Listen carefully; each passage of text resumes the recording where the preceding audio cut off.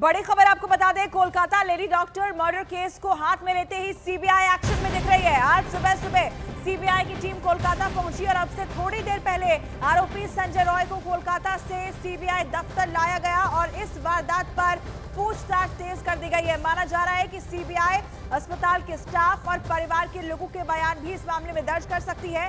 सूत्रों के मुताबिक सीबीआई की जांच का एक एंगल ये भी होगा कि क्या रेप की इस जघन्य वारदात में एक ही शख्स शामिल था या उससे ज्यादा आरोपी थे।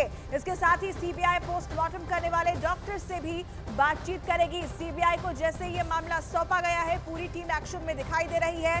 जांच अधिकारी और डॉक्टर से भी बातचीत की बात सामने आ रही है। इसके अलावा आपको बता दें कि आरोपी से भी नए सिरे से पूछताछ चल रही है। इसमें और भी एंगल्स को तलाशा जा रहा है कि क्या एक ही आरोपी था या एक से ज्यादा शख्स वहां पर मौजूद थे। और ये पूरा जो मामला है, इसकी जांच अब सीबीआई ने तेज कर दी है और यहां तक कि परिवार के लोगों का बयान भी इसमें दर्ज किया जाएगा, जो कि काफी अहम होगा।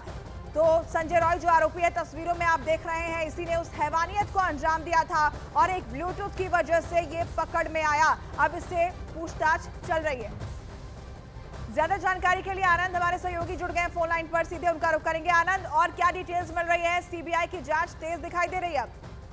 देखिए, 7 लोगों की एक टीम जो है, 7 ऑफिसर की दिल्ली से कोलकाता पहुंच गई है और जो सीजो कॉम्प्लेक्स है कोलकाता का, वहां पर इस वक्त जो आरोपी है उससे सीबीआई पूछताछ कर रही है। कोलकाता पुलिस वहां पर उसे लेकर आई थी और उसके बाद अभी वो चूंकि कोलकाता पुलिस की रिमांड पर है, तो जैसे रिमांड खत्म होगी, जो ऑफिशियली अरेस्टिंग है वो सीबीआई इस आरोपी की डालेगी। इस पूरे मामले में कुछ डॉक्टरों की टीम भी है, जो सीएफएसएल सीबीआई की एक फोरेंसिक साइंस लेबोरेटरी है, उसकी टीम भी आई हुई है। सीबीआई इस पूरे मामले में केस डायरी हासिल कर चुकी है, जो कोलकाता पुलिस है। इसके अलावा उस घटना के रात जो पीड़िता थी, वो जिन अपने दोस्तों के साथ जिसने डिनर किया था, उन लोगों के बयान दर्ज करेगी। इसके अलावा जो जोमेटो एक होम डिलीवरी बॉय था जिस खाना लेके आया था, उसके बयान दर्ज किए जाएंगे। इसके अलावा जिस जगह पे इस बर्बरता को अंजाम दिया गया, वहां पर जो 4 डॉक्टर मौजूद थे घटना स्थल से पहले, उनके भी बयान जो है सीबीआई इस पूरे मामले में दर्ज करेगी।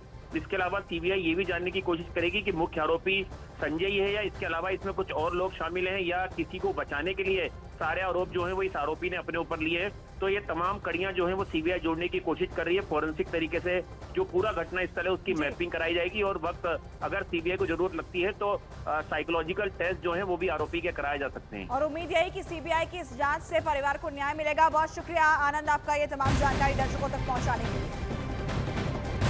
बड़ी खबर आपको बता दें, जम्मू कश्मीर के डोडा में पटनीटॉप के जंगल में सुरक्षा बल और आतंकियों के बीच मुठभेड़ अभी भी चल रही है। इसमें सुरक्षा बलों ने 2 आतंकियों को मार गिराया है, जबकि सेना के राष्ट्रीय राइफल के कैप्टन दीपक भी इसमें शहीद हुए हैं। पिछले 5 दिनों में ये चौथी मुठभेड़ है। सेना ने बताया कि आतंकवादी हथियार छोड़कर भाग गए हैं। अमेरिकी M4 राइफल भी बरामद की गई है। आतंकियों के 3 बैग में कुछ विस्फोटक भी मिले हैं। आतंकी अकर क्षेत्र में एक नदी के पास छिपे हुए हैं, ऐसी जानकारी थोड़ी देर पहले की तस्वीरें आपको दिखा रहे हैं। 2 आतंकियों को सेना ने मार गिराया है। जम्मू कश्मीर के डोडा में अभी भी ये मुठभेड़ चल रही है, लेकिन में हमारे एक जवान शहीद हुए, अधिकारी रैंक के यहाँ पर उन्होंने शहादत दी है। ये सर्वोच्च बलिदान है। आपको बता दें कि बीते कुछ दिनों के अंदर लगातार इस तरह की घटनाएं बढ़ी हैं, लेकिन आतंकवादी जो है इस बीच अपना हथियार छोड़कर भी भाग गए। बैग भी उनका मिला जिसमें कई विस्फोटक बरामद हुए हैं। पिछले 5 दिनों के अंदर ये चौथी मुठभेड़ है। इसी खबर पर ज्यादा जानकारी के साथ न्यूज 18 इंडिया के हमारी सहयोगी कोमल जुड़ गई हैं, सीधे उनका रुख कर लेते हैं। कोमल, इस वक्त क्या अपडेट है आपके पास?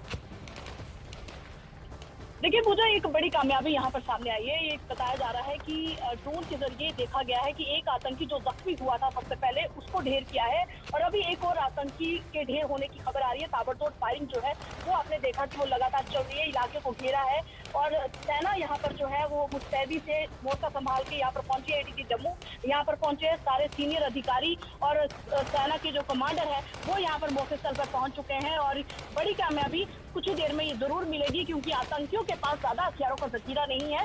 जितने भी हथियार उनके साथ जखीरा और विस्फोटक सामग्री जो उनके पास थी, वो जब एक जवान को गोली लगी थी तो वो सारी जो सामग्री थी वो वहां पर रह गई थी और अपने एक साथी को बचाने के चक्कर में आतंकी जो है वो ऊपर टॉप की पहाड़ी पर चढ़ गए थे। ऐसे में उनका काफी ज्यादा जो हथियारों का जखीरा था वहां पर पहुंच गए। ज्यादा देर सुरक्षा बलों के साथ वो फाइट नहीं कर सकते और जल्दी ही उनका खात्मा होगा। बड़ी कामयाबी जो है वो जरूर मिलेगी। लेकिन अभी भी ये भी खबर आ रही है कि एक आतंकी के ढेर होने के बाद जो कि जख्मी हो गया था, उसके बाद दूसरे आतंकी के भी ढेर होने की खबर मिल रही है। शुक्रिया कोमल आपका इस अपडेट के लिए। इधर कन्नौज कांड में एक नया मोड़ आ गया है, जहां नाबालिग ने मजिस्ट्रेट के सामने रेप के आरोप लगाए हैं। पुलिस ने आरोपी नवाब सिंह के खिलाफ रेप की धाराएं जोड़ दी हैं। तो वहीं पूरे मामले में पहले दिन से ही संदिग्ध भूमिका में रही पीड़िता की बुआ पर भी शिकंजा कसता जा रहा है। आरोपी बुआ मामले को सियासी रंग देने में जुटी हुई है।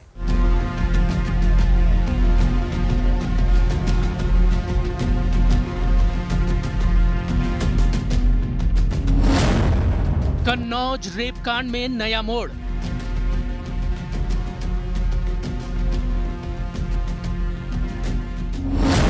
आरोपी नवाब सिंह यादव पर रेप की धाराओं में केस।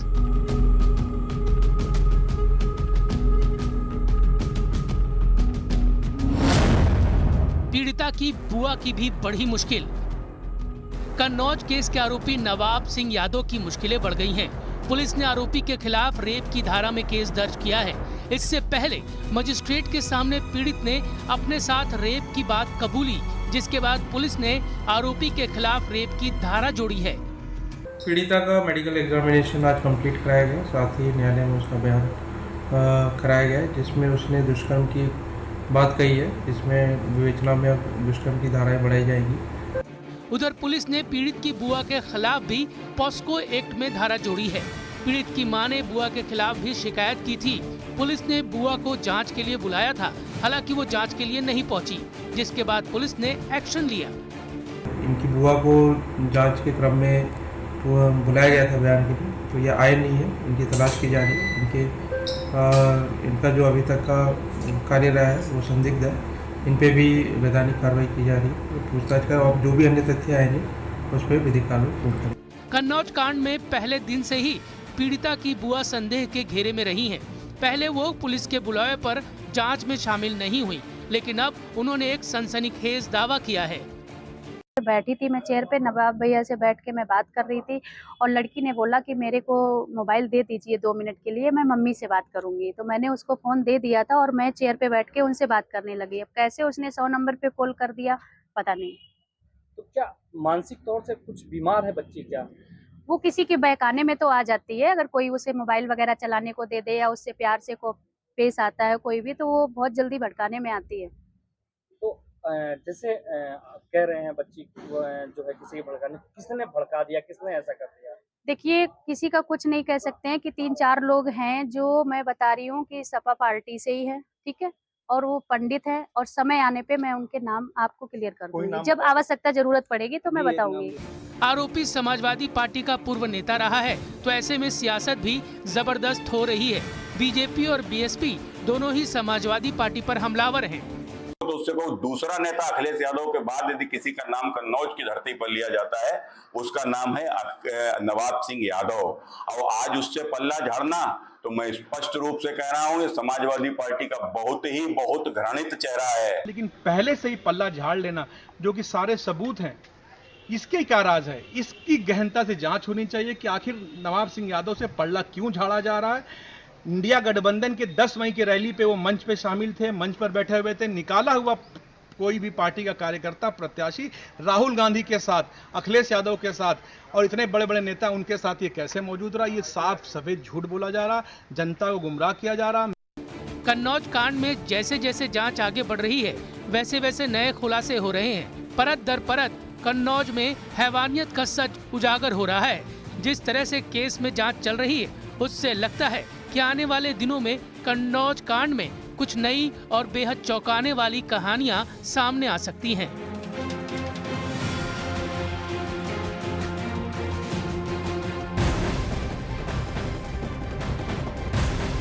इस बीच एक बड़ी खबर गाजियाबाद के इंदिरापुरम से मिल रही है, जहां पर एक निजी सोसाइटी में एक छात्रा रील बनाने के चक्कर में 6ठी मंजिल से नीचे गिर गई।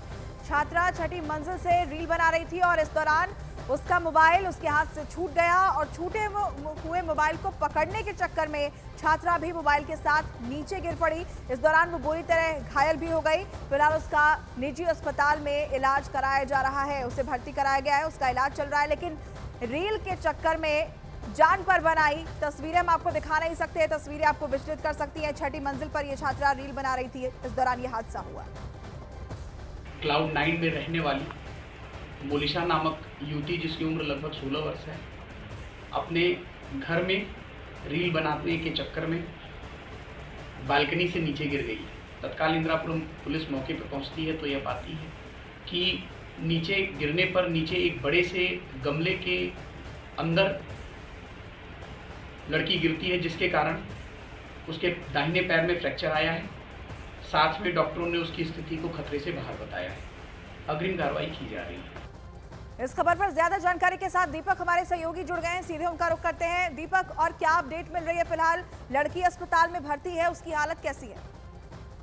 देखिए, अभी उसकी हालत उसी तरह की बनी हुई, क्योंकि एक पैर में फ्रैक्चर है और जिस तरह से ये पूरा हादसा हुआ वो काफी खतरनाक था, क्योंकि जब बच्ची नीचे गिरी है तो उसके बाद जो आसपास के लोग थे, अगर वहां पर नहीं होते तो काफी देर हो जाती। इसलिए आसपास के लोगों ने तुरंत ही उसे अस्पताल पहुंचाया, क्योंकि उसके परिवार के लोगों का भी ये कहना था कि वो बालकनी में खड़े होकर रील बना रही थी और उसी दौरान उसका बैलेंस खराब हुआ, जिसके बाद वो अचानक मोबाइल फोन गिरने के बाद उसके पीछे लगती थी, जिससे पूरा हादसा हुआ था। फिलहाल उसकी हालत अभी अस्थिर बताई गई है, ताकि जो अस्पताल में डॉक्टर है उनका कहना है कि फ्रैक्चर है, दूसरी जो अंदरूनी चोटें हैं उस पर उसका इलाज किया जा रहा है। दीपक, क्या उम्र रही होगी उस छात्रा की, उस बच्ची की? देखिए, 11वीं क्लास की स्टूडेंट है, 16 साल की उम्र की बच्ची है, जो आजकल जिस तरह से शौक बच्चों में चला है कि वो मोबाइल रील बनाते हैं। रील के वजह से कई बार हादसे होते हैं और इसी वजह से ये हादसा भी सामने आया है। हालांकि पुलिस के लोगों से यही अपील है कि वो अपने बच्चों को इस तरह की रील ना बनाने दें, ताकि बालकी या फिर दूसरे जो हादसे होते हैं उनको रोका जा सके। दीपक, क्या कोई जानकारी इस बाबत मिली है कि घर पे कोई मौजूद नहीं था क्या जिस समय वो रील बना रही थी? किसी ने रोका नहीं, किसी ने बताया नहीं कि जहां वो खड़ी होकर रील बना रही है वो खतरनाक भी हो सकता है?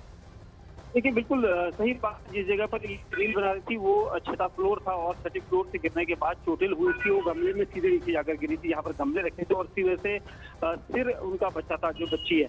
क्योंकि जिस वक्त घर के लोग थे, क्योंकि उस वक्त लड़की जो है वो बालकनी में थी और घर के दूसरे लोग घर के अंदर मौजूद थे। उन्हें बाद में पता चला जब नीचे से शोर हुआ, चौकीदार जो गेट कीपर थे आवाज मारी की बच्ची गिरी है, तब जाकर उसके परिवार के लोग भागते हुए आए। उसकी जो मदर है बच्ची की, वो भागते हुए आई और उन्होंने खुद मुंह से उनके यही निकला था कि इस तरह से मोबाइल पकड़कर खड़ी हुई थी और ये शब्द उनके भी थे। तो जाहिर सी बात है कि मोबाइल फोन को लेकर पहले से ही वो रील बना रही होगी और इसी वजह से ये हादसा हुआ, क्योंकि बैलेंस अचानक खराब हुआ और मोबाइल जब नीचे गिरा तो उसी को लपकने की वजह से जो लड़की है वो भी नीचे गिर गई थी और इसी वजह से ये हादसा सामने आया है। हालांकि ठीक है दीपक, शुक्रिया आपका इस अपडेट के लिए।